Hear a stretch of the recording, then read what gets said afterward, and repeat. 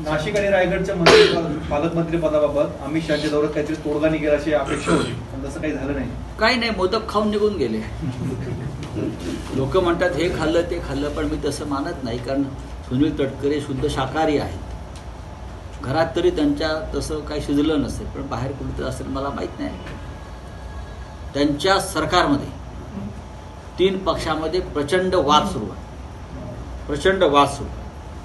मी जे म्हटलंय की एक दिवस कॅबिनेटमध्ये हाणामाऱ्या, एक दिवस त्यांच्या कॅबिनेटमध्ये तुम्हाला हाणामारा झालेला दिसतील. बघा तुम्ही, हे माझं वाक्य तुम्ही लिहून ठेवा, मार्क दिस वर्ड्स. कॅबिनेटमध्ये मारामाऱ्या.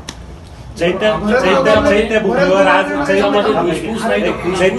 आज एकनाथ शिंदे आणि अजित पवार हे जवळपास अर्धा तास सोबत होते. मात्र दोघांनी एकमेकांकडे बघितलं नाही, बोलले सुद्धा नाही.